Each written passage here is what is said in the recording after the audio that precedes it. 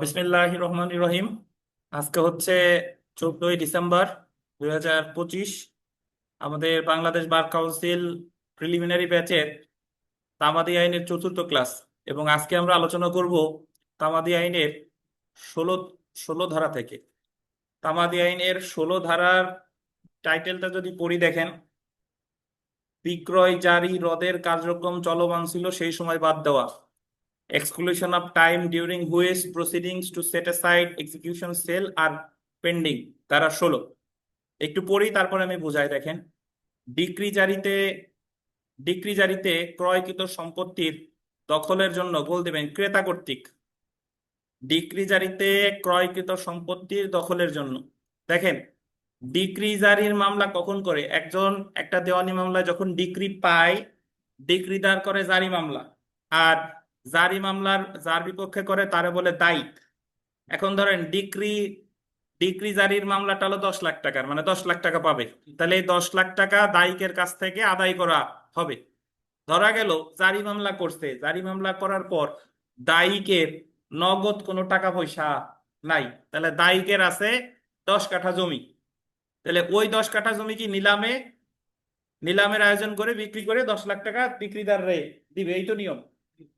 ধরেন ওই দায়িকের সম্পত্তি নিলামে তুলছে, কোন ধরনের সম্পত্তি? স্থাবর। নিলামে তুলছে, 10 লাখ টাকা বিক্রিও হয়েছে। হওয়ার পরে বিক্রিদারে বুঝাইয়াও দিছে।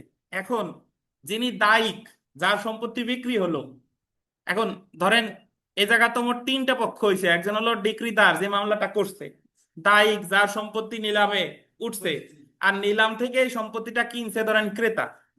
ক্রেতা যিনি, তিনি তো এই মামলার বাদীও না বিবাদীও না।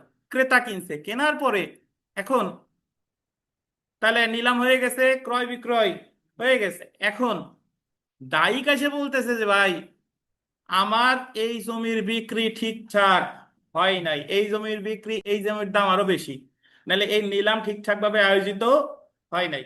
এজন্য ওই দায়িক এসে নিলাম রোধের মামলা করছে। এদিকে যিনি ক্রেতা, তিনি সম্পত্তি কিনেও টাকা পয়সা 10 লাখ দিয়েও জমির দখলে এখনো যাইতে পারেন। তাহলে এখন আইনে আছে 179 অনুচ্ছেদে, তামাদি আইনে, যে ক্রেতা কর্তৃক 79 তো অথবা 80, ক্রেতা কর্তৃক দখল দখলের জন্য মামলা করতে হবে বা 3 বছরের মধ্যে। কতদিন? মানে কি বিপদে পড়ছে দেখেন, সে ক্রেতা হিসেবে জমি কিনছে, কেনার পরেও দখল পাচ্ছে না, এখন তাকে আবার মামলা করতে হবে কিসের? 3 বছরের মধ্যে ওই সম্পত্তির দখলে যাওয়ার জন্য। এখন এর মধ্যে দায়িক এসে তো নিলাম রোধের মামলা করে দিছে। বিক্রয় হওয়ার পর ধরেন 4 বছর ধরে নিলাম রোধের মামলা চলছে, 4 বছর পরে নিষ্পত্তি হয়েছে নিলাম রোধের মামলা। তাইলে কি যিনি ক্রেতা, তার কি দখল পুনরুদ্ধার মামলার তামাদি মেয়াদ শেষ? না, শেষ না। যতদিন এই নিলাম রোধের মামলাটা চলবে, সেই সময়টা তামাদি মেয়াদ গণনা থেকে কি যাবে? বাদ যাবে। এই কথাই বলছে তামাদি আইনের 16 ধারায়। অর্থাৎ সহজ কথা যদি আবার বলি, যে জারি মামলায় যদি নিলাম হয়, তাহলে নিলাম রদের মামলা যতদিন চলবে, ক্রেতা কর্তৃক মামলা করার ক্ষেত্রে ওই নিলাম রদের মামলা যতদিন চলছে সেই সময়টা তামাদি মেয়াদ গণনা হতে কি দিতে হবে? বাদ দিতে হবে। এটা হলো কত ধারা? 16 ধারা। আবার পড়ি দেখেন, এবার ভালো বুঝবেন। যে ডিক্রি জারিতে নিলামে ক্রয়কৃত সম্পত্তি, দেখছেন কিসে ক্রয়কৃত? নিলামে। নিলামে ক্রয়কৃত সম্পত্তি দখলের জন্য ক্রেতা, এই যে কে? ক্রেতা।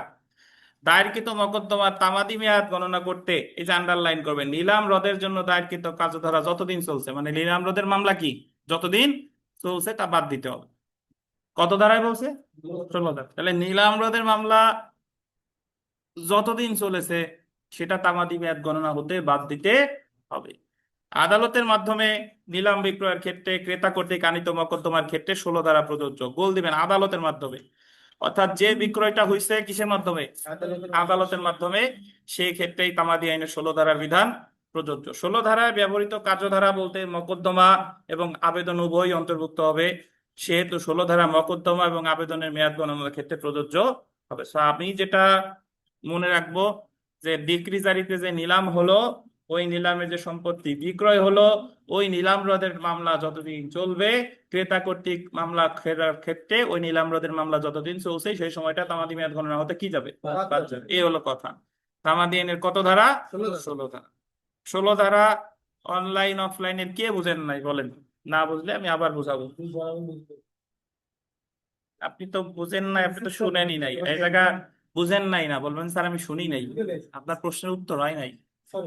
ঠিক আছে, একজন বলছে যে আমার আহ যদি বলে যে আমি গর্ভবতী হই নাই, পুরুষ মানুষে বলতেছে, তার গর্ভবতী হওয়ার কোনো সম্ভাবনা আছে? নাই। সো আপনি বোঝার তো পরের কথা, আপনি তো আলোচনাই শোনেন নাই, এটা বুঝবেন কি হবে? আচ্ছা, এই প্রবাস 16 ধারায় কি পড়ছি বলেন?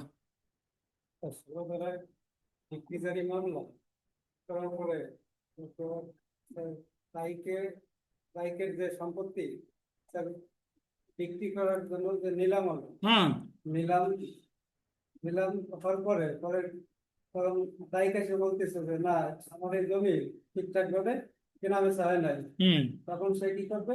ডিগ্রির রদের মামলা করবে, ডিগ্রি জারি রদের নিলাম রদের নিলাম নিলাম নিলাম রদের মামলা করবে। নিলাম রদের মামলা। সেগুলো স্যার 3 বছরের কথা, নিলাম রদের মামলা করবে। না, না না নিলাম রদের মামলা যে সময় করুক, ওই যে সেটা বলছিলাম, দেওয়ানি কার্যবিধির 21, 28, 89 আর 90, 30 দিনের মধ্যে করতে হয়। তো নিলাম রদের মামলা যতদিন চলমান থাক না কেন, যিনি ক্রেতা, ক্রেতার মামলার যে তামাদি মেয়াদ, এই নিলাম রদের মামলা যতদিন চলছে সেই সময়টা ক্রেতার তামাদি মেয়াদ গণনা থেকে বাদ যাবে। বাদ যাবে মানে হলো কাউন্ট হবে না। অর্থাৎ যতদিন নিলাম রদের মামলা শেষ তারপর থেকেই ক্রেতা মামলা করার তামাদি মেয়াদ গণনা শুরু হবে। এই হলো কথা।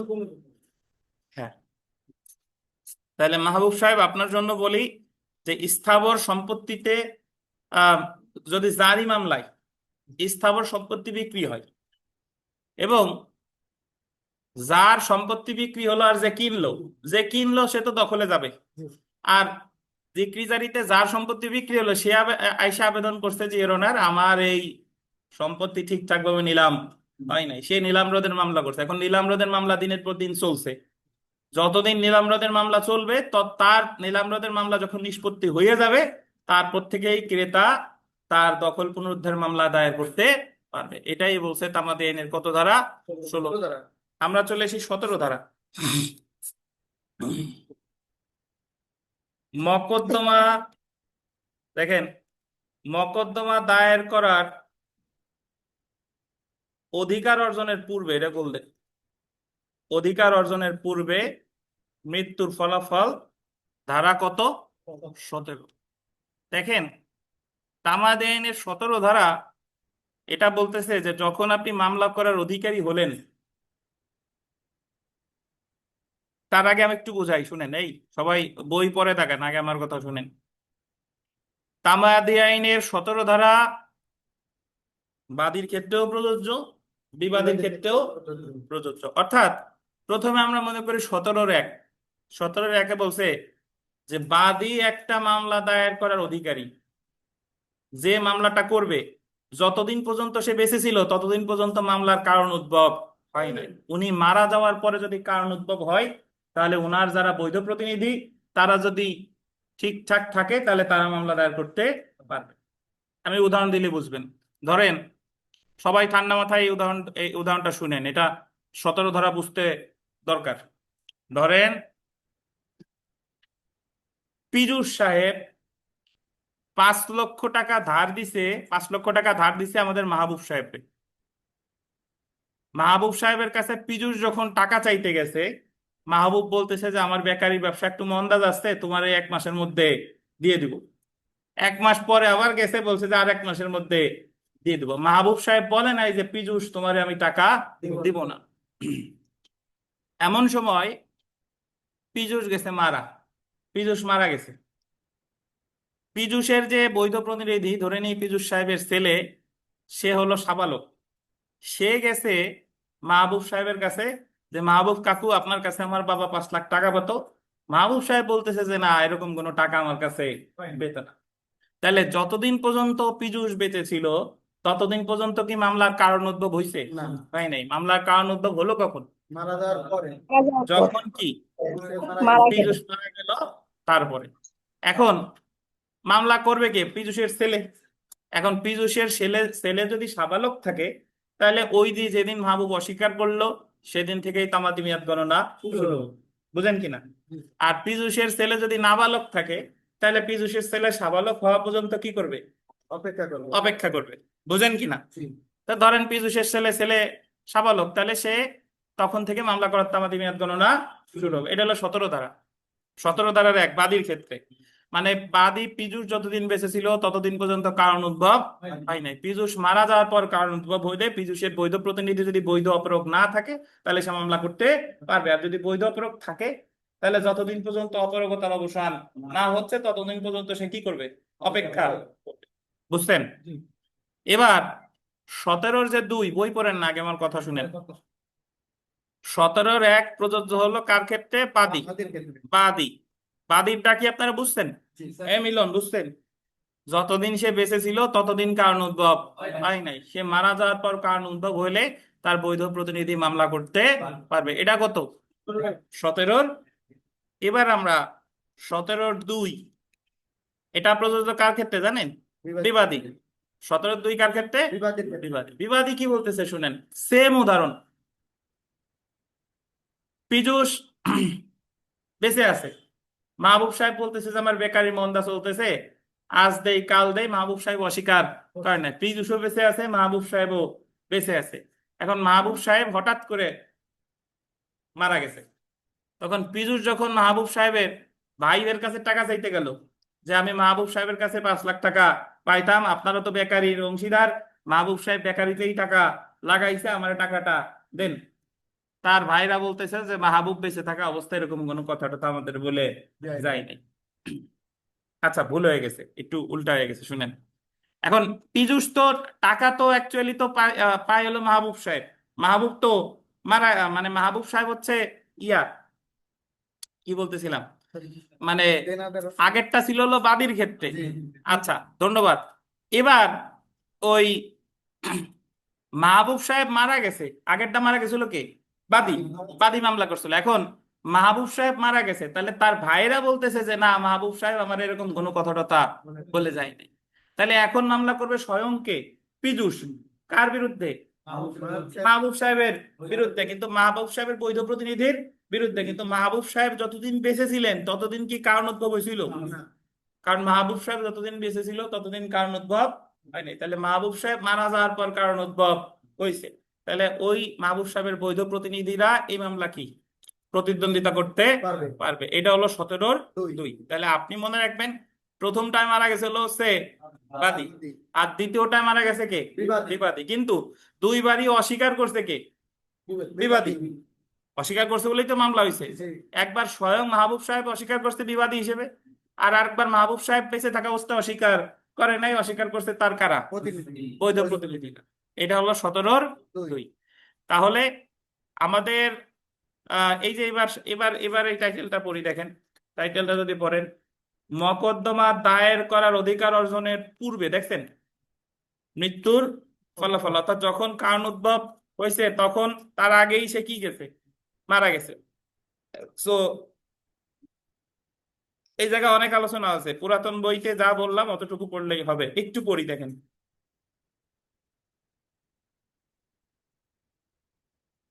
যে ক্ষেত্রে মকদ্দমা দায়ের করার কোনো ব্যক্তি জীবিত থাকে না, বা যে ক্ষেত্রে যার বিরুদ্ধে মকদ্দমা দায়ের করা হবে সে জীবিত থাকে না, মানে যে মামলা করবে সে জীবিত থাকে না, অথবা যার বিরুদ্ধে মামলা করবে কি সে জীবিত থাকে না, সেক্ষেত্রে তামাদি মেয়াদ গণনা চলমান থাকবে না। আবেদন বা মকদ্দমা দায়ের করার অধিকার সৃষ্টির পূর্বে মৃত্যু হতে হবে, এবং এমন ব্যক্তির মৃত্যু হতে হবে সে জীবিত থাকলে উক্ত মকদ্দমা বা আবেদন দায়ের করতে পারতো, যার বিরুদ্ধে মোকদ্দমা দায়ের করতে পারতো। এগুলো আসলে পড়লে ক্লিয়ার হয় না। সো আমরা যে উদাহরণটা দিলাম ওইটার মধ্যে রাখেন। এখানে 2টা উদাহরণ আছে, ইলাস্ট্রেশন, এই জায়গা পড়ি, এই উদাহরণটা পড়লে বুঝবেন।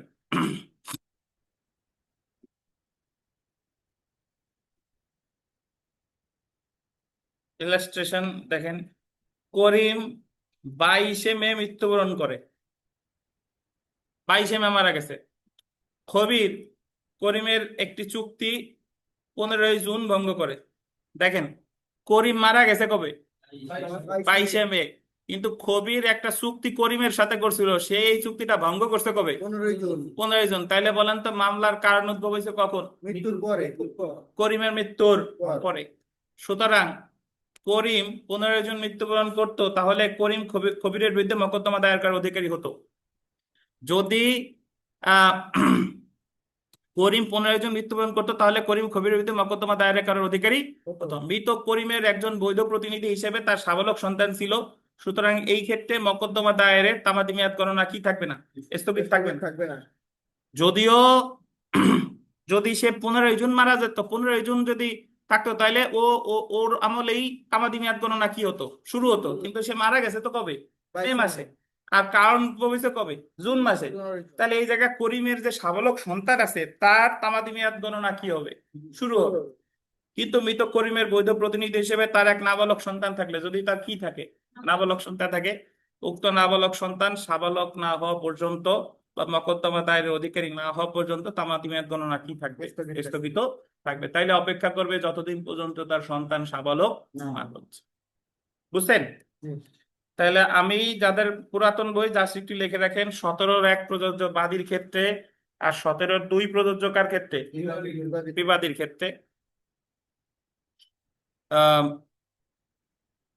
বিবাদীর ক্ষেত্রের একটা উদাহরণ,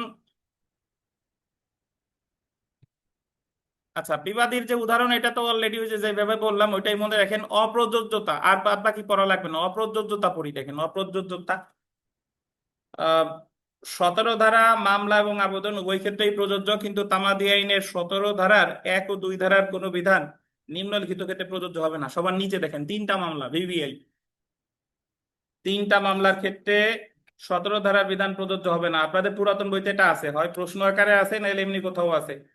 3টা ক্ষেত্রে প্রযোজ্য হবে না। কি কি দেখেন, অগ্রক্রয়ের অধিকার বলবতের মামলা পাইছেন, suit for rights of preemption, স্থাবর সম্পত্তির দখল উদ্ধারের মামলা, suits for possession of immovable property, আর বংশগত পদ লাভ সম্পর্কিত মামলা। তাহলে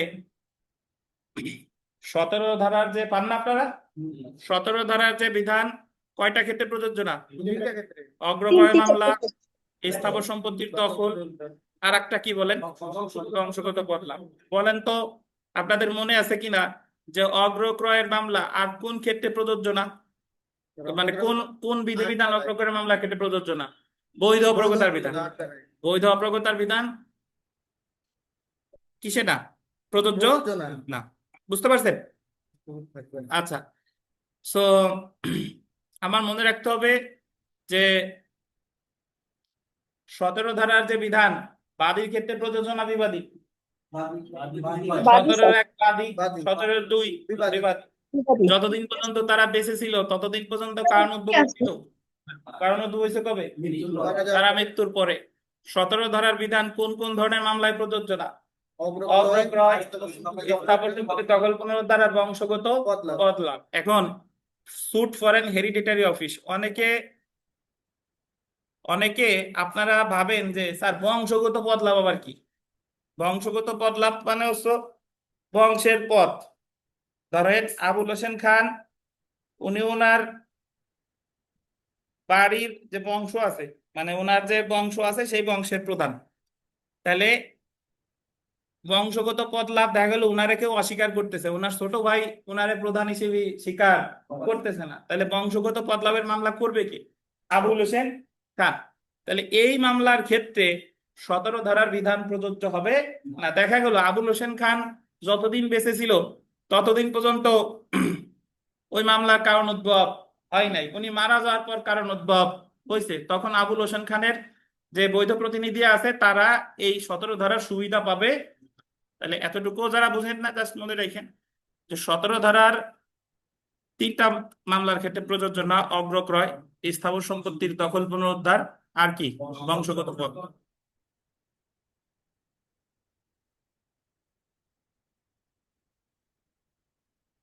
এখন প্রশ্ন হলো যে তাহলে তামাদি আইনের 6 ধারা আর 17 ধারা কি এক জিনিস কিনা, বা 6 ধারা এবং 17 ধারার মধ্যে কোনো পার্থক্য আছে কিনা। তার আগে আমার জানা দরকার যে তামাদি আইনের 6 ধারায় কি আছে। আপনারা কি মনে আছে কারো অনলাইন অফলাইন মিলিয়ে 6 ধারায় কি আছে? মাহবুব সাহেব, বিমল সাহেব কো? বৈধ অপারগতা স্যার। বৈধ অপারগতা কি রিমু বলেন, বিমল সাহেব কোথায়? না ফোন দেন, নাবালক, উন্মাদ, জড়বুদ্ধি সম্পন্ন। যদি মামলা যখন কারণ উদ্ভব হয়েছে এই মুহূর্তে যদি আপনি এই তিনটার যে কোনো একটা থাকেন, তাহলে যতদিন পর্যন্ত আপনি এই তিনটা থেকে অবসান না হচ্ছে ততদিন পর্যন্ত তামাদি মেয়াদ গণনা শুরু হবে না, 6 ধারায় মারা যাওয়ার কোনো ব্যাপার স্যাপার নাই। নেই আর স্যার। 17 ধারায় হলো যে যতদিন পর্যন্ত আপনি বেঁচে আছেন, বাদী হন বা বিবাদী হন, আপনার কারণ উদ্ভব হয় নাই, আপনি মারা যাওয়ার পর কারণ উদ্ভব হবে। হয়েছে। এবং ওই সময় যদি আপনার যে বৈধ প্রতিনিধি যে মামলা করবে সে যদি নাবালক থাকে তাহলে সে 6 ধারার সুবিধা পাবে, আর সাবালক থাকলে তো 6 ধারার সুবিধা সে পাচ্ছে না। এই হলো 6 এবং 17 ধারার মধ্যে পার্থক্য। বুঝতে পেরেছেন? আচ্ছা, আমরা বিগত বছরের একটা প্রশ্ন করি। মাহবুব সাহেব, এই প্রশ্নটা জোরে পড়েন ভাই। মামলা করার অধিকার সৃষ্টি করেন, ওই যে মামলা করার অধিকার সৃষ্টির পূর্বে। মামলা করার অধিকার সৃষ্টির পূর্বে সংশ্লিষ্ট ব্যক্তি মৃত্যুবরণ করলে তার আইনানুগ উত্তরাধিকারী মামলা করার যোগ্য হওয়ার তারিখ থেকে তামাদি গণনা শুরু হবে। এই বিধানের ব্যতিক্রম হলো ড্যাশ মামলা। কি মামলা? অগ্রক্রয়ের মামলা। কেন অগ্রক্রয়ের মামলা বলেন? কারণ 17 ধারায় বলা আছে তিনটা মামলার ক্ষেত্রে। তিনটা মামলা কি কি? অগ্রক্রয় অগ্রক্রয়, স্থাবর সম্পত্তি দখল পুনরুদ্ধার, আর আর বংশগত বংশগত বদলাম। বদলাম। জি। এই প্রবাস, 1 নাম্বার প্রশ্ন ধরে পড়েন সেলফ প্র্যাকটিসের।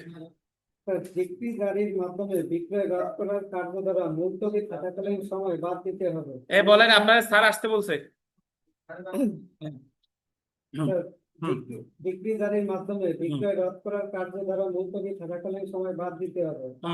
কত দ্বারা? কত ধারা? 16 ধারা। বলো। ডিক্রি জারির ক্ষেত্রে যে বিক্রয়টা হয়েছে, বিক্রয় রদের মামলা যতদিন চলবে ততদিন পর্যন্ত সময় বাদ দিতে হবে। তামাদি আইনের কত ধারা? 16 ধারা। মাত্রই পড়ছি। 5 number important, 5 number. 7 number important.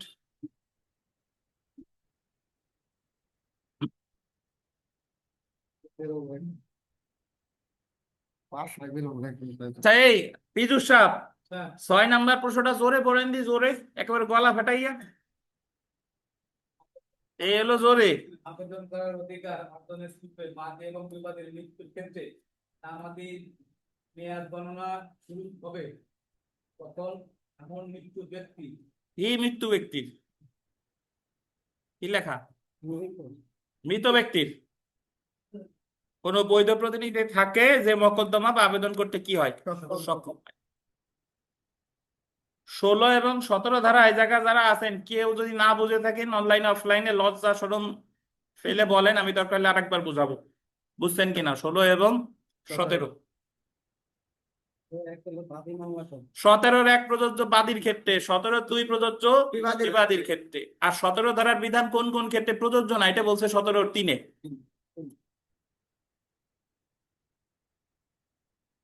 বুঝছেন? আর আর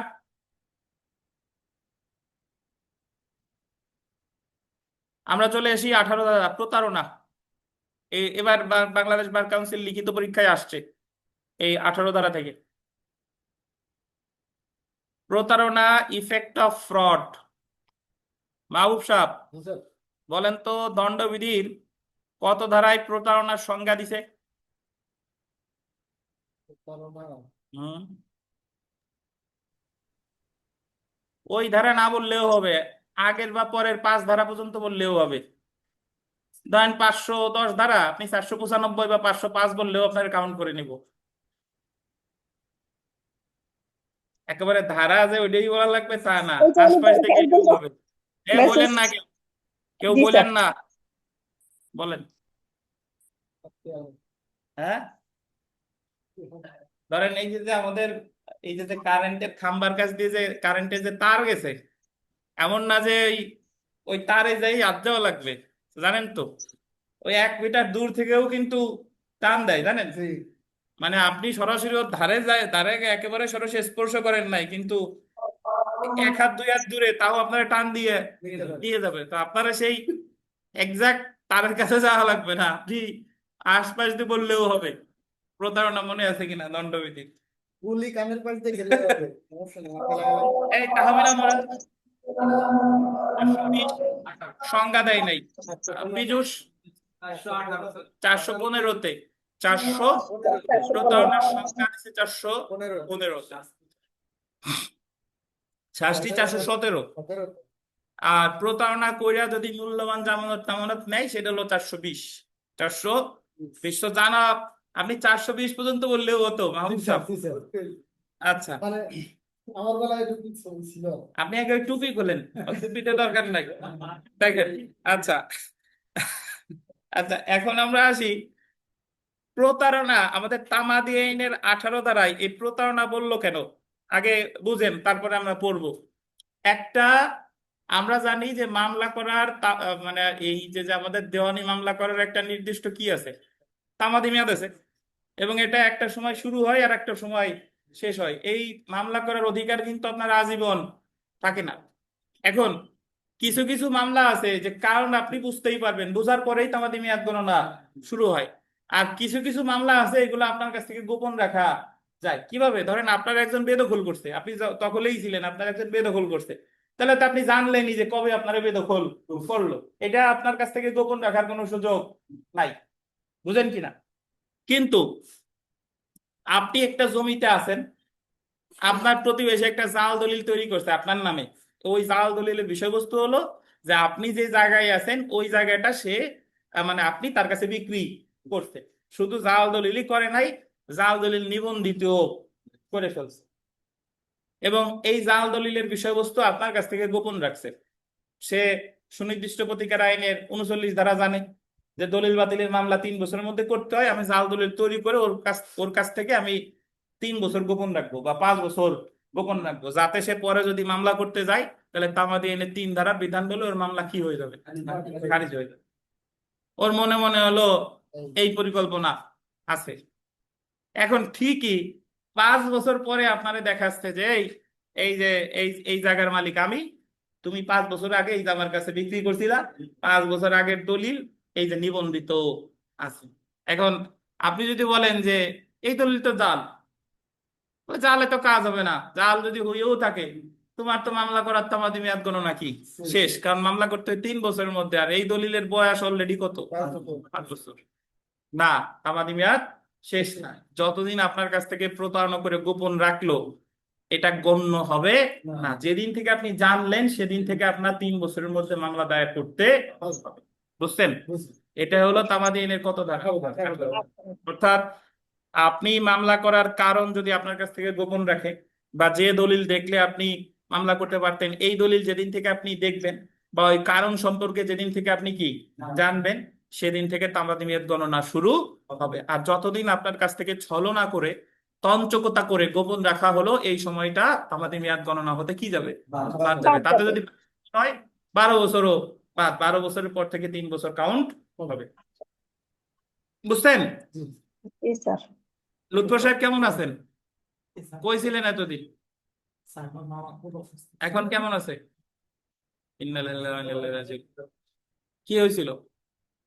আমার ওই যে ফুসফুস আগে থেকেও ড্যামেজ ছিল, ওর মধ্যে আমার নিউমোনিয়া আছে। বয়স কেমন? সিগারেট খেত? 5 ওয়াক্ত নামাজ পড়তো। আর ওনার কি ট্রাজেডি দেখেন, আমরা বলে যে সিগারেট খাইলে ফুসফুসে ক্যান্সার হয়, আর উনি সিগারেট খাই নাই তাও ফুসফুসের ইফেক্ট কিছু তো করোনা, করোনা আসছে। ফুসফুসে ওনার এই তো প্রতারণার যে বিষয়টা, এটা আমরা এই যে আজান দিছে নামাজ শেষে ইনশাল্লাহ বিস্তারিত আলোচনা করব। আর এই তো আজকে তামাদি আইনের বাদ বাকি যত ধারা আছে সব ধারা পড়ে ফেলবো। বিষয়। আগামীকাল ইনশাল্লাহ তামাদি আইন অনুচ্ছেদ করবো, আগামীকালের মধ্যে তামাদি আইন শেষ। তো এজন্য নামাজের বিরতি, নামাজ শেষে বিস্তারিত করবো।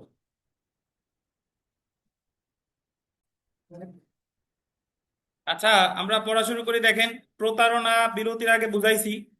তো প্রতারণাটা হলো, আবারও বলি, সেটা হলো যে যে কারণের উপর ভিত্তি করে আপনি মামলাটা করবেন সেই কারণটা যদি আপনার কাছ থেকে কেউ লুকায় রাখে, তাহলে যেদিন থেকে আপনি জানবেন সেদিন থেকে তামাদি মেয়াদ গণনা শুরু হবে। এই হলো কথা। তো আমরা যদি পড়ি, দেখেন যে প্রতারণার ক্ষেত্রে কখন থেকে তামাদি মেয়াদ গণনা শুরু হবে সেটাই 18 ধারায় আলোচনা করা হয়েছে। 18 ধারার সারমর্ম হলো যখন প্রতারণা সম্পর্কে প্রথম অবগত হয় তখন থেকে, বা যে নথি গোপন করে প্রতারণা করা হয়েছে উক্ত নথি যখন দাখিল করতে পারে বা দাখিল করতে অপর পক্ষকে বাধ্য করতে পারে তখন থেকে তামাদি মেয়াদ গণনা কি হবে, শুরু হবে। এখন যদি আমরা দেখি প্রতারণা বা তঞ্চকতা অর্থ কি, প্রতারণা বা তঞ্চকতা অর্থ 18 ধারায় ব্যবহৃত তঞ্চকতা বা প্রতারণা অর্থ হলো কোনো ব্যক্তিকে, আন্ডারলাইন করবেন, তার অধিকার হতে বঞ্চিত করতে বা বঞ্চিত করার প্রচেষ্টায় সক্রিয় ছলনা করা। মানে একজন ব্যক্তির সে যাতে অধিকার প্রয়োগ করতে না পারে এজন্য তার কাছ থেকে ওই বিষয়টা কি রাখা, গোপন রাখা, গোপন রাখা। তো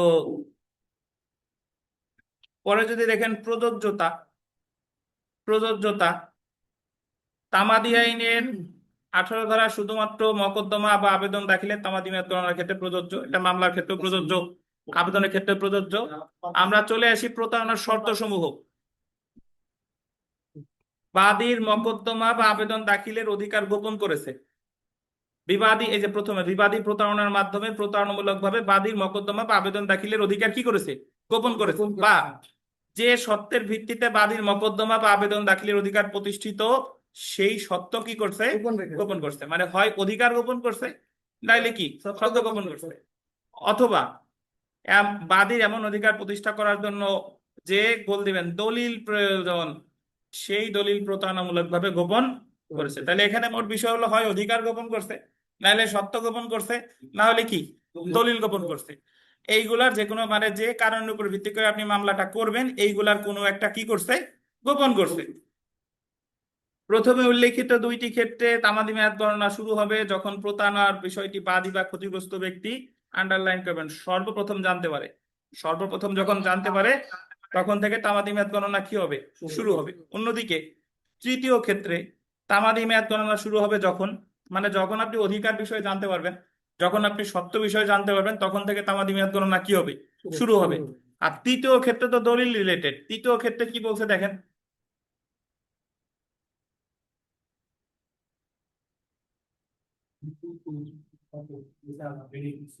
আপনাকে কিছু দরকার নাই, ওই জায়গায় যা আছে তাই থাকলেই হবে, আর এক্সট্রা কিছু দরকার নাই। দেখেন, আবেদনকারীর এমন দলিল উপস্থাপন করার সুযোগ ছিল বা এমন দলিল হাজির করতে অপর পক্ষকে বাধ্য করার উপায় ছিল সেই দিন হতে, যেদিন যে দলিল আবিষ্কার করলো সেই দিন হতে নয়।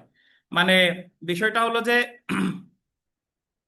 যেদিন থেকে আবেদনকারী এমন দলিল উপস্থাপন করার সুযোগ ছিল বা এমন দলিল হাজির করতে অপর পক্ষকে বাধ্য করার উপায় ছিল সেদিন থেকে তামাদি মেয়াদ গণনা শুরু হবে।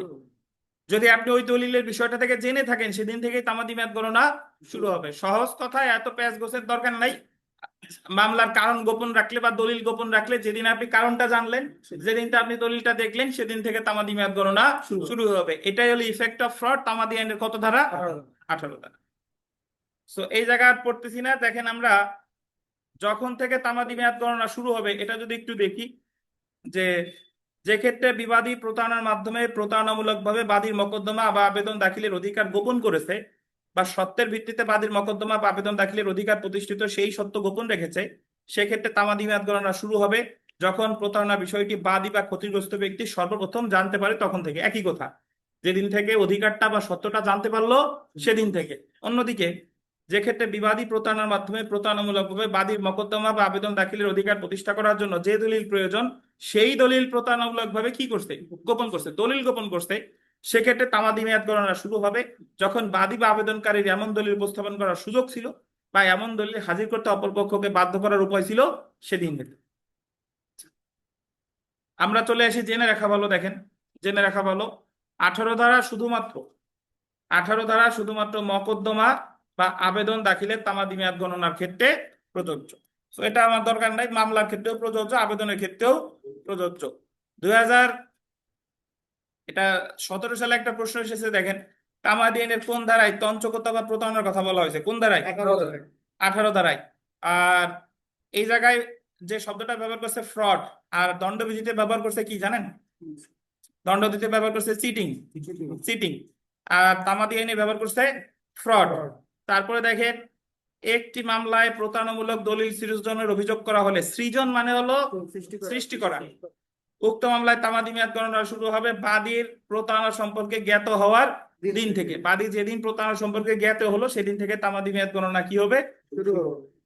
সো বাদ বাকি অন্য যে প্রশ্ন টশ্ন আছে এগুলো আমরা পড়ে ফেলবেন, সবই ইম্পর্টেন্ট। আসেন আমরা 19 ধারায়, effect of acknowledgement in writing, ধারা 19, লিখিতভাবে প্রাপ্তি স্বীকারের ফলাফল।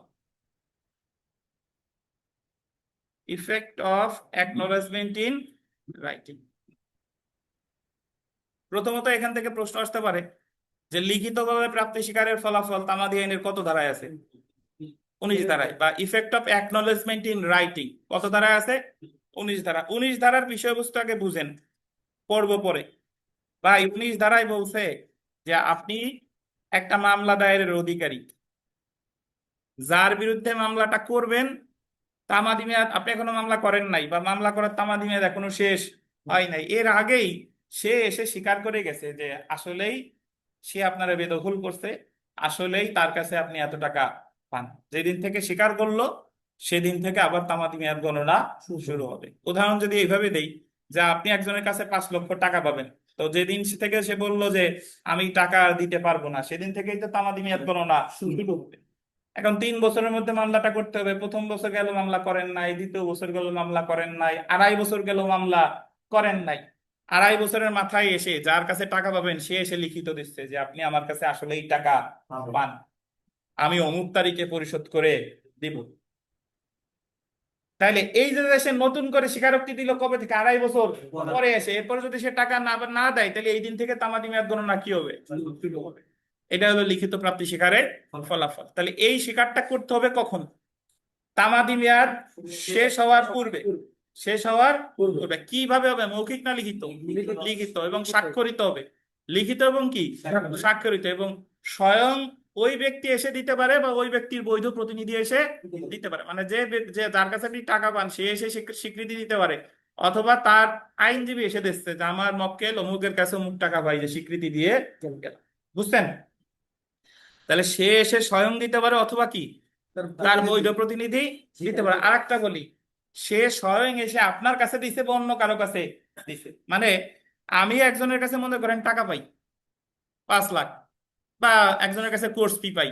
এখন সে এসে সরাসরি আমার কাছে স্বীকার লিখিত দিছে, নির্মল সোনা আজকে লাইনে আছে কিনা জানি না, আজকে কোর্স ফি দেওয়ার দিন ছিল, নির্মল সোনা এসে দেখা গেল একজনের কাছে দিছে যে স্যার আমার কাছে এত টাকা পাই।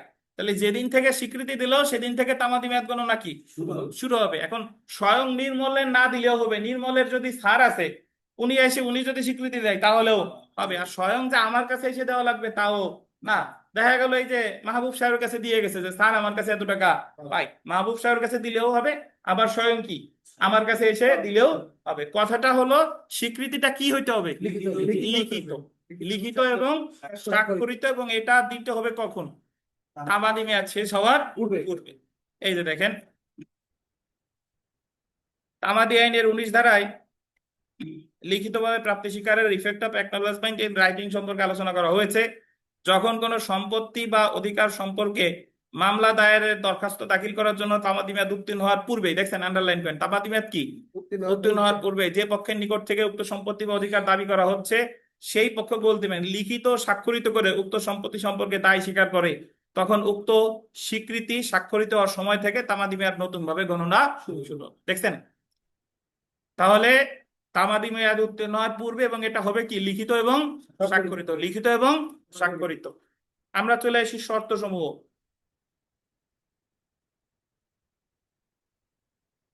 তামাদি মেয়াদ গণনায় স্বীকৃতি নীতিটি প্রযোজ্য করে নতুন করে তামাদি মেয়াদ গণনা করতে হলে নিম্নলিখিত শর্তসমূহ পূরণ করতে হবে, যথা স্বীকৃতিটি কোনো সম্পত্তি বা অধিকারের দায় সম্পর্কে হতে হবে, এমন সম্পত্তি সম্পর্কে বিদ্যমান দায় সাবসিস্টিং লায়াবিলিটি সম্পর্কে প্রাপ্তি স্বীকার হতে হবে।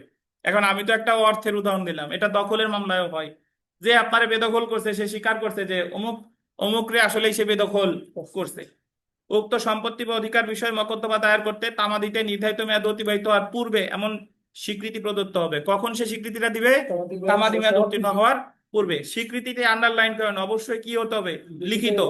মৌখিক স্বীকৃতির ক্ষেত্রে 19 ধারা প্রযোজ্য হবে না, আন্ডারলাইন করে 3টে স্টার দেন, ভিভিআই। মৌখিক স্বীকৃতির ক্ষেত্রে 19 ধারা প্রযোজ্য হবে না, যে ব্যক্তির বিরুদ্ধে উক্ত সম্পত্তি বা অধিকার দাবি করা হয় সেই ব্যক্তি কর্তৃক এমন স্বীকৃতি অবশ্যই স্বাক্ষরিত হতে হবে। উক্ত স্বীকৃতি বা স্বীকৃতি প্রদানকারী ব্যক্তিগতভাবে বা তার প্রতিনিধির মাধ্যমে, আন্ডারলাইন করেন, কিভাবে? ব্যক্তিগতভাবে অথবা কি বা প্রতিনিধির ভাবে স্বাক্ষর, প্রতিনিধির মাধ্যমে স্বাক্ষর করতে হবে। উপরে উল্লেখিত শর্তাদি পূরণ হলে স্বীকৃতি স্বাক্ষরিত হওয়ার তারিখ হতে তামাদি মেয়াদ গণনা কি হবে? শুরু হবে। তো আমরা এখানে একটা উদাহরণ যদি পড়ি, দেখেন উদাহরণ: ভাড়াটিয়া কর্তৃক ভাড়া পরিশোধ করার দায় লিখিত আকারে স্বীকার করা, বা দেনাদার কর্তৃক পাওনাদারের ঋণ স্বীকার করা, বা পাওনাদারের নিকট দেনাদারের লিখিত প্রাপ্তি স্বীকার, যেমন আমি টাকা পাওয়া মাত্রই তুমি উক্ত ঋণের টাকা পাবে, বা তোমার টাকা পরিশোধ করার সময় খুব বেশি দীর্ঘ হবে না। দেনাদার সুস্পষ্টভাবে তার দায় স্বীকার করেছে বলে কি হবে? গণ্য হবে।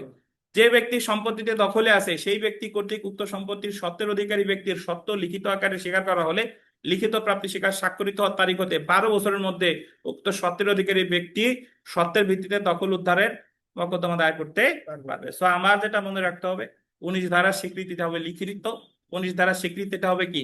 স্বাক্ষরিত।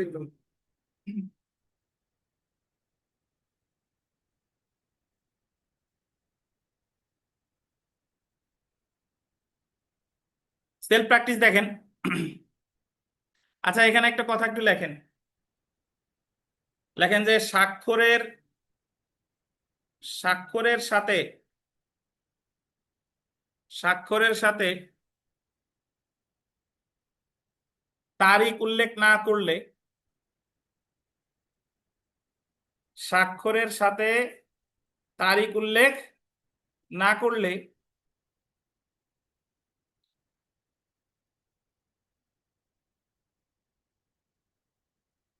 উক্ত বিষয়টি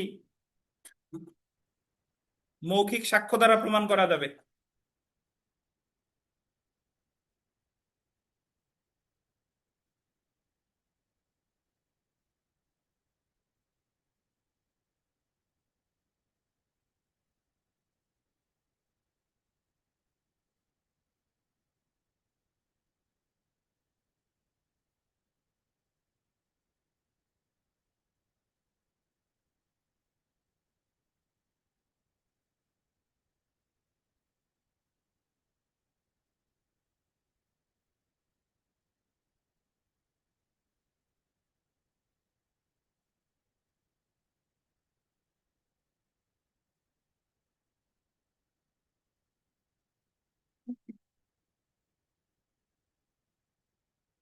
বিষয়টা হলো যে আপনি তো স্বাক্ষরের সাথে সাথে কি দিবেন?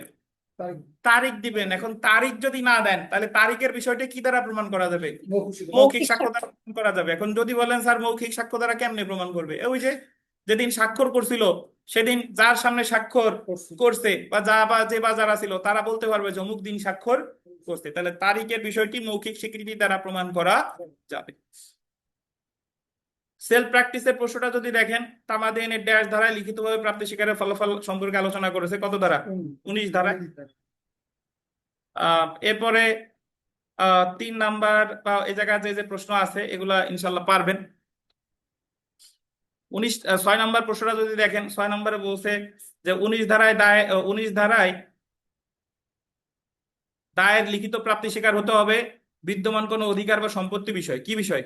অধিকার বা সম্পত্তি। তো বাদ বাকি অন্য যা আছে পারবেন। আসেন আমরা আপনাদের যে একটা এডিশনাল পেজ দিছি, এই পেজটা একটু হাতে নেন, এডিশনাল পেজটা।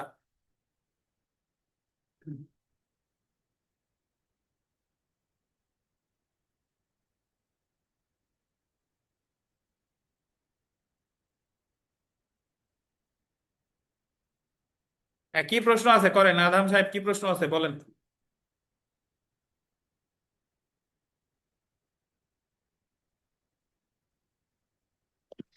আসসালামু হ্যালো, আলাইকুম স্যার। ওয়ালাইকুম আসসালাম, জি বলেন। স্যার ওই যে আমরা হচ্ছে যখন ওই ডিজিটাল এভিডেন্স গুলোকে তো মূলত দালিলিক সাক্ষ্য হিসেবে ধরা হবে, তো হুম, এক্ষেত্রে যদি এই স্বীকারোক্তিটা যদি ডকুমেন্টারি হয়,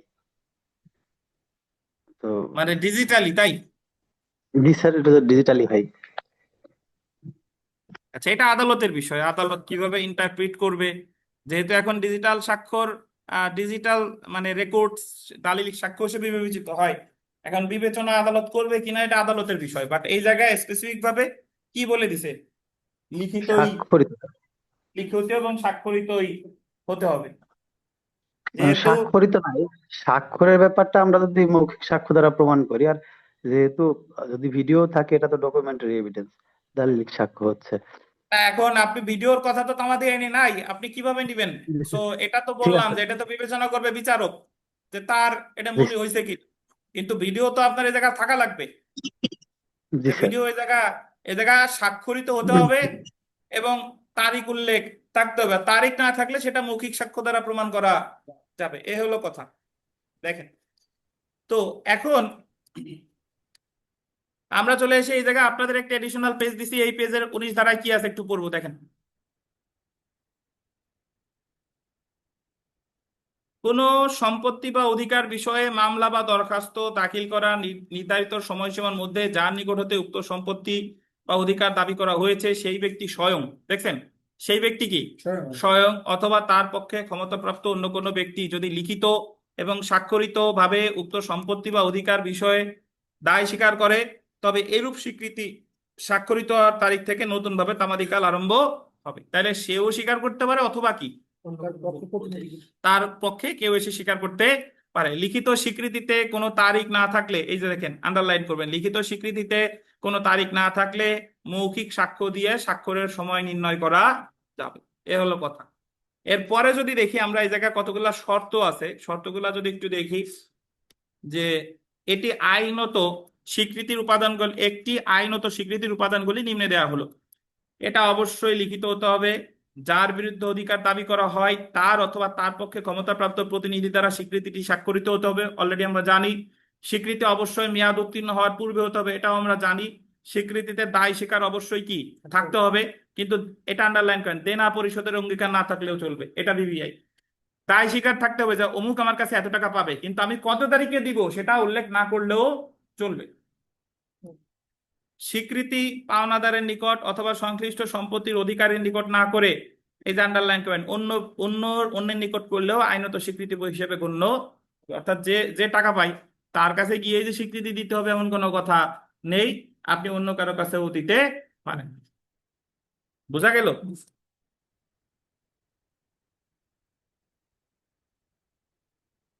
এখন ভাই বিষয়টা হলো যে 19 ধারা বুঝছেন সবাই? লিখিত প্রাপ্তি স্বীকার, নাইম গাজী 19 ধারা কি বুঝছেন বলেন?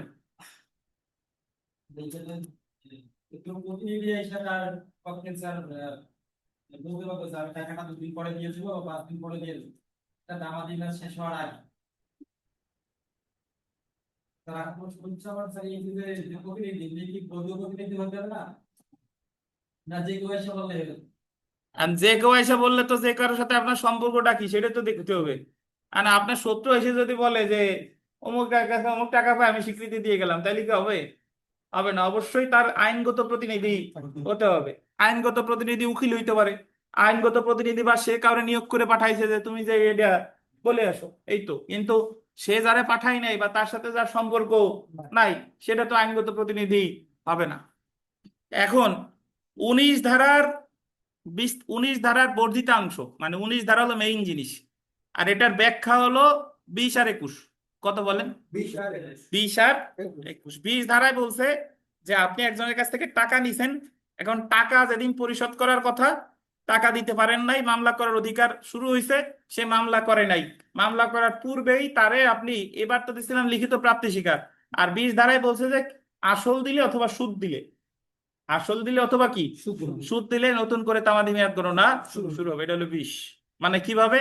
ওই যে 5 লক্ষ টাকা পান, সে বলছে দিব না, মামলা করার তামাদি মেয়াদ গণনা শুরু হলো, 3 বছরের মধ্যে মামলা করতে হবে। 2.5 বছরের মধ্যে আপনি কোনো মামলা করেন নাই, 2.5 বছর পরে এসে ওই লোক এসে আপনারে 5 লক্ষ টাকার 50,000 দিয়ে গেছে, যা বাকি টাকা পরে দেবো, তাহলে ওই দিন থেকে আবার নতুন করে তামাদি মেয়াদ গণনা কি শুরু হবে। অথবা 5 লক্ষ টাকা দেয় নাই, 5 লক্ষ টাকার সুদ দিছে, যে সুদ দিয়ে গেলাম আসল পরে দেবো, তাহলে ওই দিন থেকে তামাদি মেয়াদ গণনা কি শুরু হবে। এটাই কত ধারা? 20। তাহলে আপনি যদি বলেন যে স্যার 19 আর 20 এর মধ্যে, তাহলে পার্থক্য কি?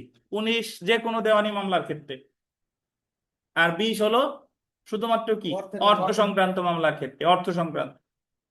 দখলের মামলায় কি সুদ দেওয়া যায়? দখলের মামলায় তো সুদ রিলেটেড কোনো কথা নাই। তাহলে 19 ধারার একটা ব্যাখ্যা হলো কত? 20। তো 20 ধারা এখানে একটু পড়ি, দেখেন ধারা 20, কোনো দেনা বা এর সুদ বাবদ কোনো অর্থ প্রদান করা হলে অর্থ প্রদানের তারিখ হতে দেনাদারের বিরুদ্ধে নতুন করে তামাদি মেয়াদ গণনা শুরু হবে। এই ধারার বক্তব্য আসলে আন্ডারলাইন করেন 19 ধারার বর্ণিত নীতিরই স্বাভাবিক ফল। তার মানে মূল বিষয়টা আলোচনা করছে কততে? 19-এ। আর এটার একটা ব্যাখ্যা হলো কত? 20। এখন যদি আমরা একটা ব্যাখ্যা এখানে পড়ি, এটা যদি একটু পড়ি, দেখেন যে নিম্নে একটি উদাহরণের মাধ্যমে স্বীকৃতি সম্বন্ধীয় আইন পরিষ্কার করার চেষ্টা করা হলো। ধরা যাক অমল এবং বিমল হিন্দু এজমালি পরিবারভুক্ত দুই ভাই। কে কে? অমল আর এজমালি পরিবার মানে যৌথ পরিবার। তারা মহাজন বরাবরে একটি দলিল সম্পাদন করে 1980 সালের 1 জানুয়ারি 500 টাকা কর্জ নিল। 1980 সালের 1 জানুয়ারি তারা 500 টাকা ধার নিছে মহাজনের কাছ থেকে। দলিলে এরকম শর্ত ছিল উক্ত টাকা সুদ সহ 1 বছরের মধ্যে পরিশোধ করবে। দলিলের শর্ত ছিল সুদ সহ পরিশোধ করবে কয় বছরের মধ্যে? 1 বছরের মধ্যে। তদবস্থায় অমল এবং বিমল যদি দলিলের শর্ত অনুযায়ী 1981 সালের 1 জানুয়ারির মধ্যে সুদ সহ টাকা পরিশোধ না করে, 81 নিচে তো 80 সালের 1 জানুয়ারি, পরিশোধ করবে 81 সালের 1 জানুয়ারি, তবে ওই দিন হতে দেনাদার ভ্রাতাদের বিরুদ্ধে নালিশের কারণ উদ্ভব হবে এবং সেই দিন হতে তামাদিকাল আরম্ভ হবে নাকি? 3 বছরের মধ্যে অর্থাৎ 1984 সালের 1 জানুয়ারির মধ্যে মহাজনকে টাকা আদায়ের জন্য আদালতে আর্জি দাখিল করতে হবে নাকি?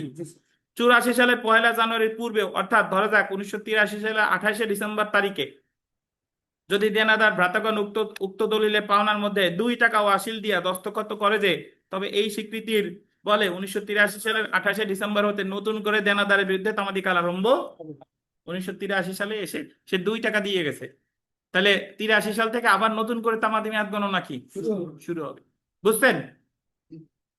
দেনাদার ভ্রাতাগণ আপোষে টাকা না দিলে 1986 সালের 28 ডিসেম্বরের মধ্যে তাদের বিরুদ্ধে টাকা আদায়ের জন্য মামলা দায়ের করা যাবে। বাট তারা যদি এই 2 টাকা না দিত তাহলে সময় কিন্তু 84 সাল পর্যন্তই থাকতো, কিন্তু তারা এই 2 টাকা দেওয়ার ফলে তাদের বিরুদ্ধে আবার নতুন করে তামাদি মেয়াদ গণনা শুরু হবে। এটাই হলো কত ধারা? 20 ধারা। এক্ষেত্রে কি লিখিত হতে হবে? হ্যাঁ, লিখিত হতে হবে, এটাও লিখিত হতে হবে। জি, পড়বো। এখন 21 ধারাটা একটু পড়বো। এই বিষয়ে লিখিত হইতে হবে, অর্থ তো দিবেনই এবং সেই সাথে কি লিখিত। আচ্ছা, এখন 21 ধারাটা হলো 7 ধারার মতো। এই জায়গায় টাকা নিছিল কে কে? অমল আর বিমল না? দুই ভাই তো এজমালি পরিবারভুক্ত মানে যৌথ পরিবার, দুইজনে মিলে 2 টাকা দিছে, এই কারণে দুইজনের বিরুদ্ধে নতুন করে তামাদি মেয়াদ গণনা কি শুরু হয়েছে। কিন্তু যদি অমল এসে 2 টাকা দিয়ে গেছে, অমল বললো যে আমার টাকা আমি দিয়ে গেলাম, তাইলে কি বিমলের বিরুদ্ধেও নতুন করে তামাদি মেয়াদ গণনা শুরু হবে কিনা? বুঝাইতে পারি নাই বোধহয়।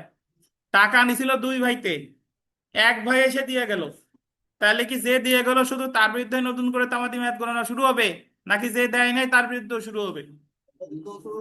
কথা হলো যে দিয়ে গেল সে যদি বলে এই 2 টাকা আমার তরফ অমল বিমল দুইজনের পক্ষ থেকে দিলাম, তাহলে দুইজনের বিরুদ্ধে তামাদি মেয়াদ গণনা শুরু হবে। আর যে দিয়ে গেল সে তো বললো যে আমি অমল, আমার 2 টাকা দিয়ে গেলাম, ওর দায় আমি নিতে পারবো না, তাহলে ওর বিরুদ্ধে নতুন করে শুরু হবে না। বুঝেন কিনা? তাহলে যদি তাদের যৌথ সম্পর্ক থাকে তাহলে দুইজনের বিরুদ্ধেই শুরু হবে, আর যদি যার যার তার তার হয় তাহলে তার বিরুদ্ধেই শুরু হবে। এটাই কত ধারা? 21 ধারা। এই যে দেখেন, যদি এমন হয় যে বড় ভাই অমল পাওনার মধ্যে 2 টাকা ওয়াসিল দিয়া দস্তখত দিয়েছে কিন্তু বিমল এই স্বীকৃতিতে সামিল হয় নাই, বড় ভাই অমল দিছে, বিমল অর্থাৎ বিমল দস্তখত দেয় নাই, তদবস্থায় হিন্দু এজমালি পরিবারের কর্তা স্বরূপে বড় ভাই স্বীকৃতিতে দস্তখত দিলে তা অত্র আইনের 21 ধারা অনুযায়ী উভয় ভ্রাতার পক্ষে স্বীকৃতি বলে গণ্য হইবে। যদি 2 ভাইতে দিত তাহলে কি হতো? ওই বিমল দস্তখত দেয় নাই, তদবস্থায় হিন্দু এজমালি পরিবারের কর্তা স্বরূপে বড় ভাই স্বীকৃতিতে দস্তখত দিলে, বড় ভাই যদি বলে যে আমার এবং বিমল দুইজনের পক্ষে দিয়ে গেলাম, তাহলে দুইজনের বিরুদ্ধেই শুরু হবে এবং উভয় ভ্রাতার বিরুদ্ধে তামাদি রক্ষিত হবে না। এই ক্ষেত্রে বিমল স্বীকৃতিতে সামিল না হলেও তার বিরুদ্ধে তামাদি হবে না। কিন্তু 2 ভ্রাতা যদি এই যে গোল্ডেন পৃথক থাকে, 2 ভ্রাতা যদি কি হয় পৃথক থাকে, তবে একজনের স্বীকৃতি দ্বারা অপরজনের বিরুদ্ধে তামাদি রক্ষা পাবে না। বুঝাইতে পারি নাই? যদি টাকা যখন 2 টাকা দিল, অমল বলল শুধু এই যে আমার 2 টাকা, এই জায়গা বিমলের কোনো অংশ নাই, তাহলে অমলের ক্ষেত্রেই নতুন করে তামাদি মেয়াদ গণনা শুরু হবে। আর যদি বললো যে আমার অমল আর বিমলের দুইজনের পক্ষে 2 টাকা দিলাম, তাহলে দুইজনের বিরুদ্ধে নতুন করে তামাদি মেয়াদ গণনা শুরু হবে। 21 ধারাতে বলা আছে, তার সারমর্ম এই যে 2 বা ততোধিক ব্যক্তি একত্রে ঋণ গ্রহণ করলে একজনের স্বীকৃতি অপর ব্যক্তির বিরুদ্ধে বাধ্যকর হবে না, যদি না সে অপর ব্যক্তির পক্ষে আইনত ক্ষমতাপ্রাপ্ত ব্যক্তি হয়ে থাকে। আইনত অসমর্থ ব্যক্তির পক্ষে যেমন কোনো নাবালক, পাগল অথবা তার পক্ষে তার আইনত অভিভাবকের স্বীকৃতি অসমর্থ ব্যক্তির স্বীকৃতি বলে গণ্য হবে। সো আমরা 19, 20, 21 তিনটা ধারা একসাথে। 19-এ বলছে লিখিত প্রাপ্তি স্বীকারের ফলাফল, 20-এ বলছে জাস্ট অর্থ সংক্রান্ত, নাকি অর্থ সংক্রান্ত, অর্থ দিবে বা সুদ দিবে সেই সাথে সিগনেচার করবে 20। আর 21-এ হলো 2 জন নিছিল, 3 জন নিছিল, তাহলে একজন ফেরত দিছে, সকলের বিরুদ্ধে কি নতুন করে তামাদি মেয়াদ গণনা শুরু হবে কি হবে না? এটা হলো কত? 21। আমরা একটু আইন পাঠে ফেরত আসি, আসেন।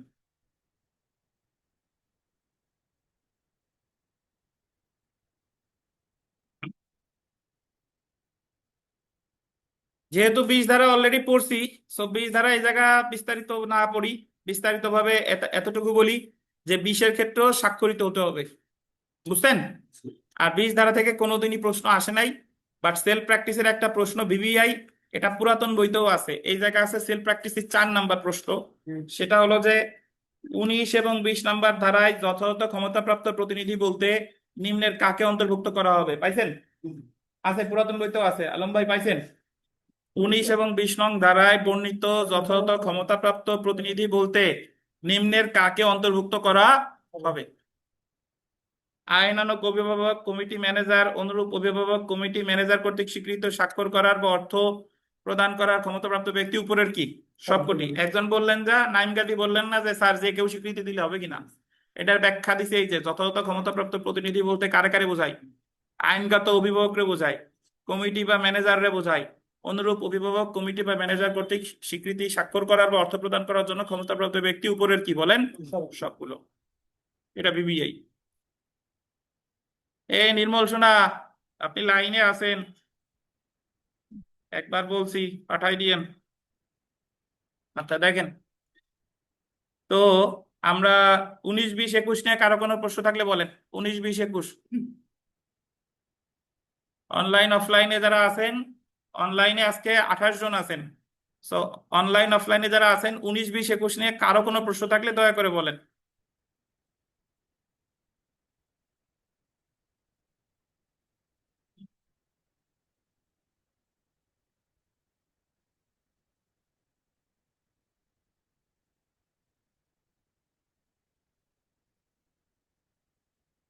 আর লালন সাহেব কি আশা ছেড়ে দিল নাকি?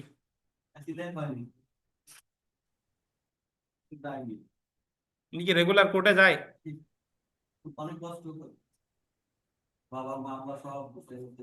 আসসালামু আলাইকুম স্যার। হ্যাঁ, ওয়ালাইকুম আসসালাম। বলেন, আপনারে খুঁজতেছি। স্যার বলেন। একটা কথা ছিল।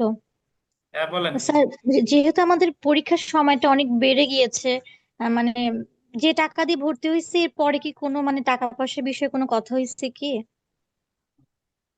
আচ্ছা, সেটা হলো মানে পরের কথা, আপনি আগে ক্লাস করেন না কে সেটা বলেন। স্যার আমি আপ- একটু ঝামেলা ছিলাম, আমি ক্লাসে ঢুকতাম আবার বের হয়ে যেতাম, কিন্তু আপনার আপ- ভিডিওগুলো আমি পরে চেক করতাম আর কি, প্রতিদিনকার ভিডিও প্রতিদিনই চেক করতাম।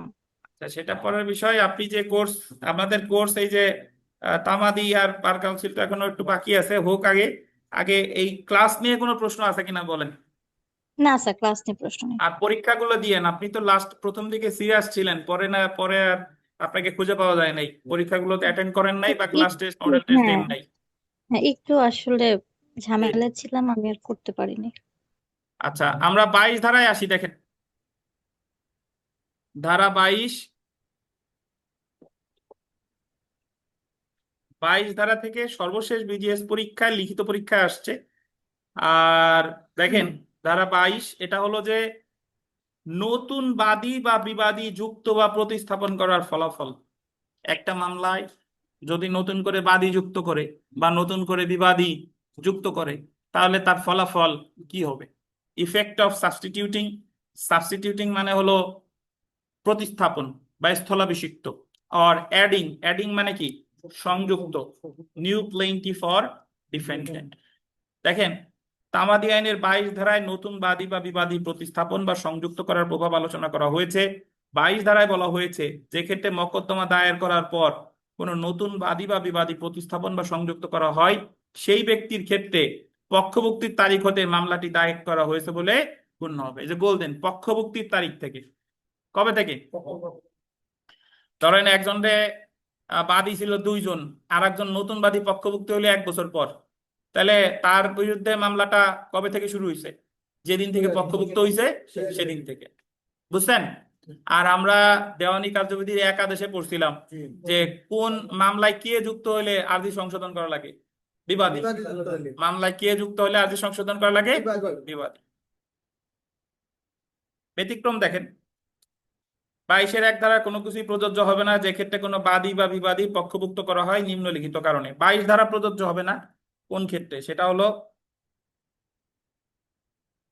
মোকদ্দমা মুলতবি থাকলে, সত্যার্পণ বা কোনো স্বার্থ হস্তান্তরের কারণে পক্ষভুক্ত করা হয়।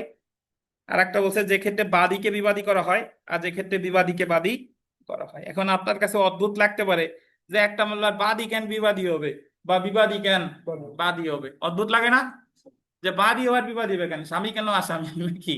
আর বিবাদী কেন বাদী হবে? এটা হলো যে ধরেন একজন ব্যক্তিরা 5 ভাই, এখন 5 ভাই ওই মামলা করছে, পার্টিশন শুট করছে, 1 ভাই মামলা করছে, তাহলে বিবাদী কয়জন? 4 ভাই, বুঝেন তো?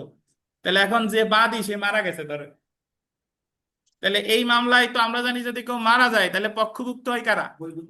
বৈধ প্রতিনিধি। এখন ওনার ওই 4 বিবাদী ভাই ছাড়া আর কেউ নাই, তাহলে ওই বিবাদীদের মধ্যে একজন হবে কি বাদী হিসেবে পক্ষভুক্ত হবে। বুঝছেন? সেম কাহিনী ঘটতে পারে যে একটা মামলায় বিবাদী, ধরেন একজন বাদী আছে, 3 জন, এখন বিবাদী মারা গেছে, তাহলে এই বিবাদীর জায়গায় পক্ষভুক্ত হবে কে? বাদী। সো আপনি যেটা মনে রাখবেন, কোন মামলায় পক্ষভুক্ত বাদী বা বিবাদীর পক্ষভুক্ত বা সংযুক্ত বা স্থলাভিষিক্ত, এটা বলছে কত ধারায়? 22 ধারায়। এবং 22 ধারার বিধানাবলী প্রযোজ্য না যদি মামলা মুলতবি থাকে, বাদী বিবাদী হয় অথবা বিবাদী কি হয়? বাদী হয়। এতটুকু মনে রাখলেই হবে।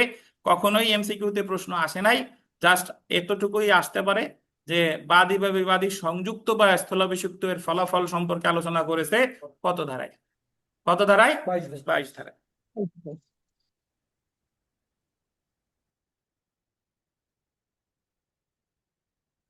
এই শাকিল 5 নাম্বার প্রশ্নটা পড়েন জোরে।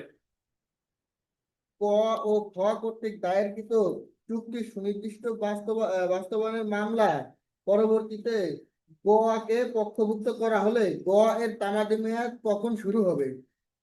গ কে যখন থেকে পক্ষভুক্ত করা হয়েছে তখন থেকে। যখন থেকে পক্ষভুক্ত করা হয়েছে তখন থেকে। তখন থেকে শুরু হবে নাকি? জি।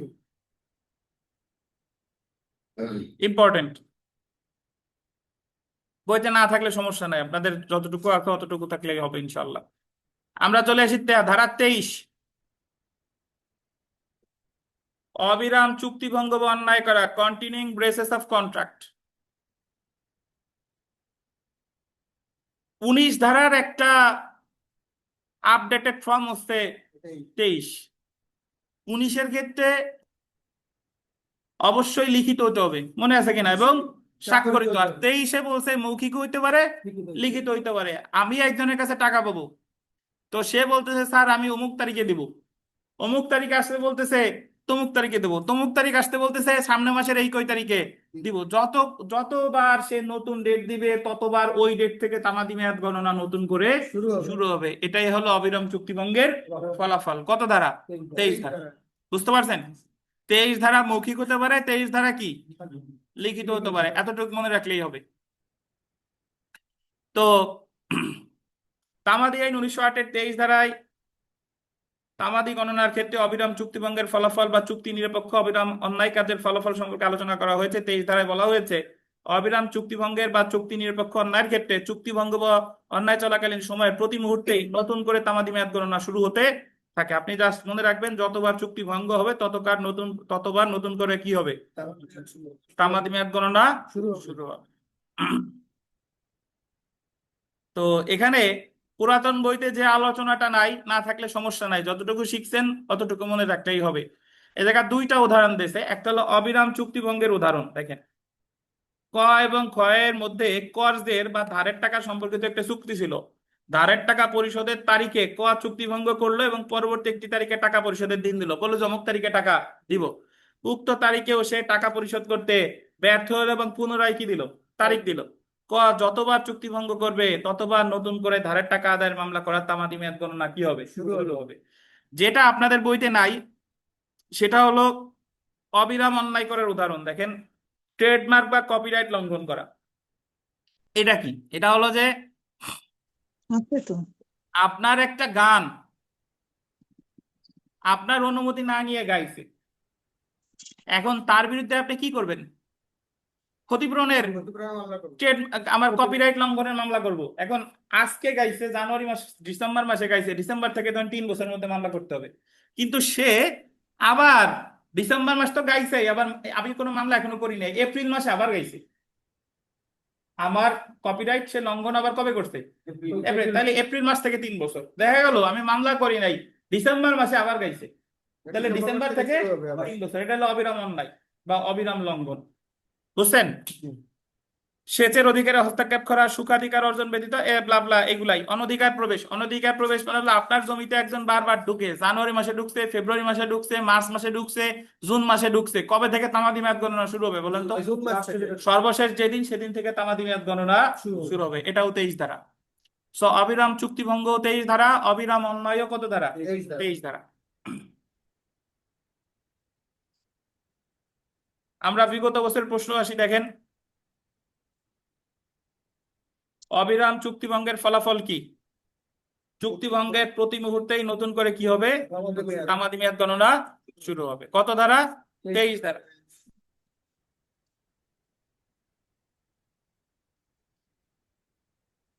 আমরা 24 ধারাটা পড়ে ফেলি। দেখেন, আচ্ছা 24 ধারা পড়বো, তার আগে 24 থেকে আমরা 29 একবারেই পড়ে ফেলবো। একটু বিরতি, 5 মিনিটের বিরতি।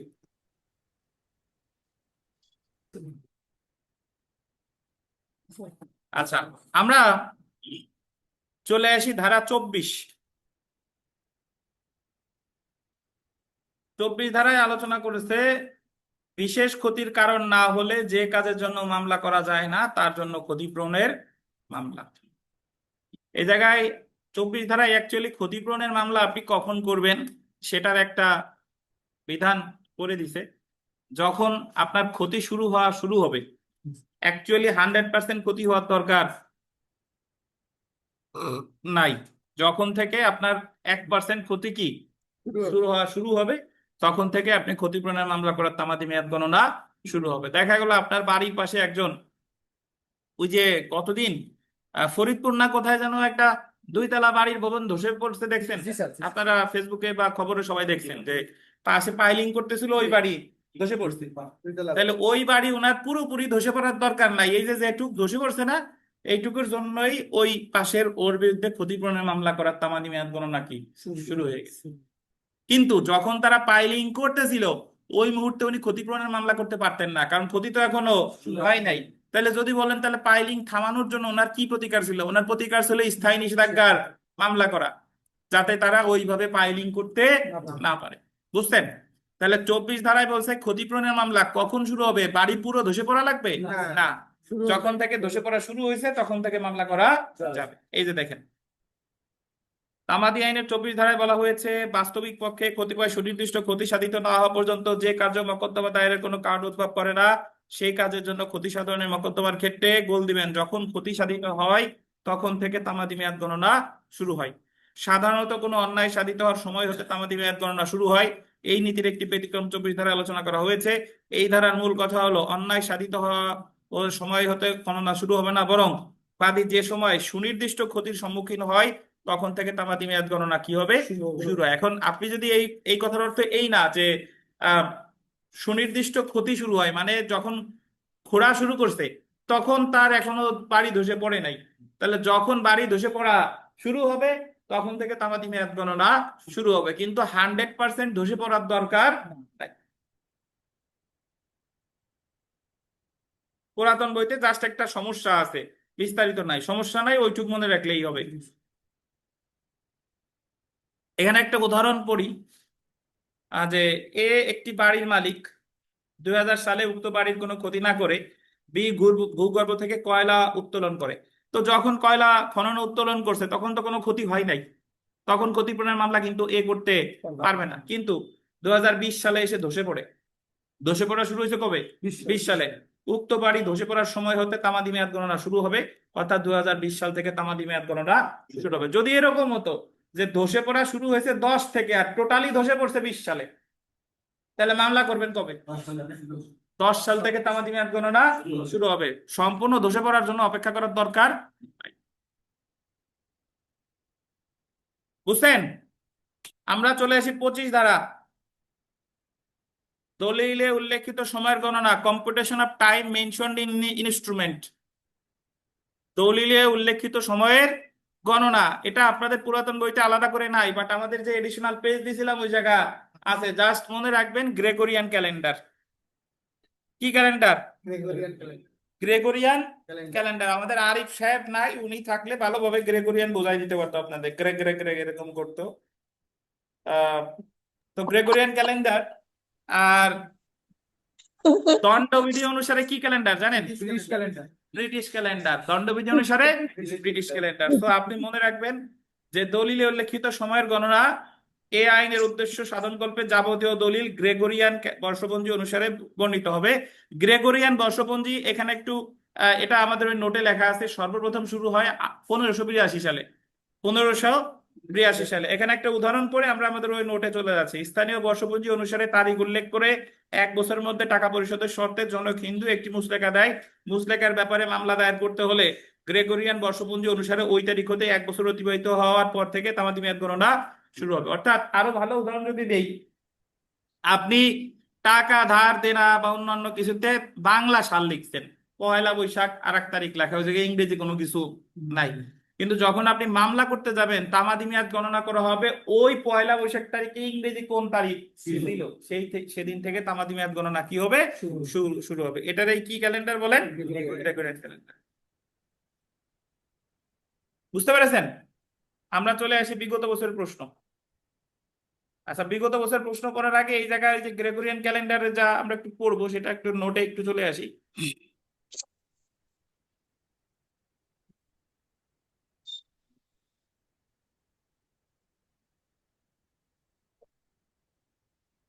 তামাদি আইনের সময় গণনাকালে গ্রেগরিয়ান ক্যালেন্ডার অর্থাৎ ইংরেজি পঞ্জিকা অনুযায়ী সময় গণনা করতে হবে।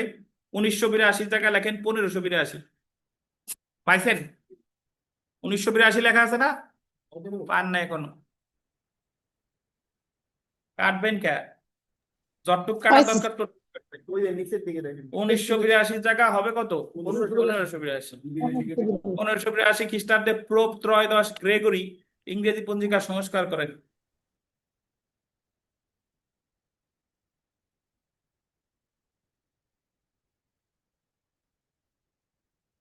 এবং সেই সময় হতে ইংরেজি পঞ্জিকা এবং ইংরেজি সন তারিখ গ্রেগরিয়ান ক্যালেন্ডার নামে খ্যাত। ধরা যাক বাংলা 1386 সালের 15 বৈশাখ রহিম করিমের নিকট হতে 100 টাকা কর্জ নিয়েছিল। ওই টাকা আপোষে না দিলে করিম রহিমের বিরুদ্ধে টাকা নেওয়ার তারিখ হতে 3 বছরের মধ্যে মামলা করতে হইবে। বাংলা সাল অনুযায়ী 1389 সালের 15 বৈশাখের মধ্যে মামলা করলে তামাদি রক্ষা না পেতে পারে। এই ক্ষেত্রে 1386 সালের 15 বৈশাখে যে ইংরেজি তারিখ ছিল সেই তারিখ হতে ইংরেজি পঞ্জিকা অনুযায়ী 3 বছরের মধ্যে মামলা করতে হবে। মানে বাংলা দলিলে বাংলা সাল থাক, ইংরেজি সাল থাক, অন্যান্য যা থাক থাক না কেন, মামলা করতে হবে কি অনুসারে? ইংরেজি অনুসারে। বুঝতে পারছেন? 25 নিয়ে কোনো প্রশ্ন আছে কিনা? তাহলে বলেন তো ব্রিটিশ ক্যালেন্ডার কোথায় আছে? দণ্ডবিধিতে।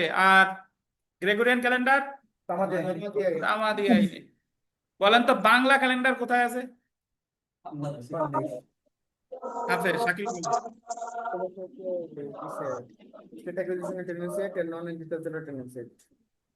স্যার সংবিধানেও তো আছে।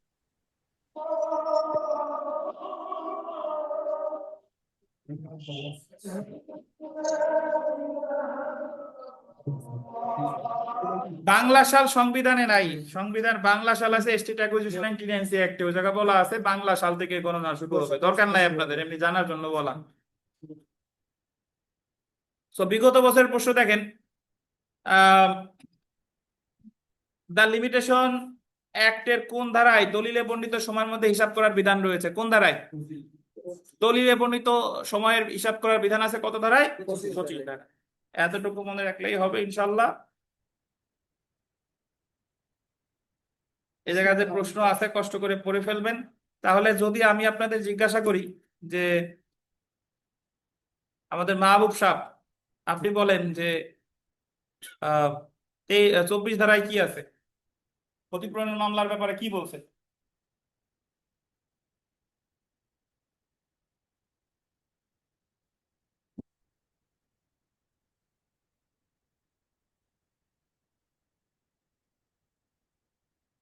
এই লুৎফর সাহেব কি আছে? যেদিন ক্ষতিপূরণের আংশিক সম্ভাবনা দেখা দেবে সেদিন থেকে ক্ষতিপূরণের টাকা দেবে। আংশিক সম্ভাবনা? ক্ষতির সম্ভাবনা যখন দেখা প্রকৃত ক্ষতি যখন শুরু হবে। শুরু হবে তখন থেকে। ব্যাপারটা অনেকটা ওই যে আমরা যখন দণ্ডবিধি পড়ছিলাম আত্মরক্ষার অধিকার, আপনারা একজন থাপ্পড় দিতে আসছে, তা আপনি আত্মরক্ষার অধিকার কি থাপ্পড় দেওয়ার পরে শুরু হবে? থাপ্পড় খাওয়ার পরে না, যখন আমি আশঙ্কা করব। এই জায়গায় আশঙ্কা বলতে বোঝানো হচ্ছে যে আপনার বাড়ির নিচ থেকে একজন কয়লা খনন শুরু করছে বা মাটি নেওয়া শুরু করছে। এখন ওই সময় আপনি মামলা করতে পারবেন না, যখন আপনার বাড়ি একটু দেবে গেছে, ভেঙে গেছে। 100% ভাঙার দরকার নাই, যখন থেকে শুরু হয়েছে তখন থেকে তামাদি মেয়াদ গণনা কি হবে? শুরু হবে। এটাই কত ধারা? 24 ধারা। আর মাহবুব সাহেব 25 ধারায় কি আছে?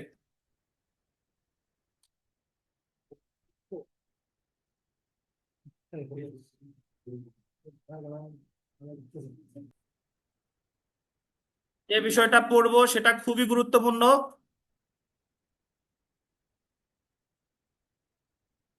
এটা হলো সুখাধিকার। কি বলেন? সুখাধিকার। সুখাধিকার।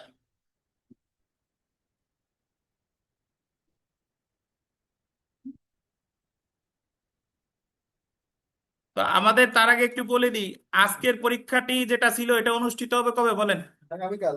আগামীকাল। আগামীকাল হচ্ছে ওই যে যে সিলেবাস আজকের যে পরীক্ষা ছিল সেটা। আর আগামী শনিবার আমাদের তামাদি আইনের কি 100 মার্কের 100 মার্কের মডেল টেস্ট। আর আগামীকাল ইনশাল্লাহ আমাদের তামাদি আইন শেষ হবে। তামাদি আইনের যে অনুচ্ছেদ আছে ইনশাল্লাহ যথাসময় চলে আসবেন। তামাদি আইন শেষ হবে এবং মঙ্গলবার থেকে আমরা ইনশাল্লাহ বাংলাদেশ বার কাউন্সিল শুরু করব। তো আজকে এই পর্যন্ত, আজকে একটু কম পড়ি, যান চলে যান। আজকে এই পর্যন্তই থাক, ভালো থাকেন। যদি কোনো প্রশ্ন থাকে জিজ্ঞাসা করেন, আর না হলে আজকে পর্যন্তই। আল্লাহ হাফেজ। জি স্যার, ভালো থাকেন। আসসালামু আলাইকুম। আল্লাহ হাফেজ। অনেক দোকান আছে।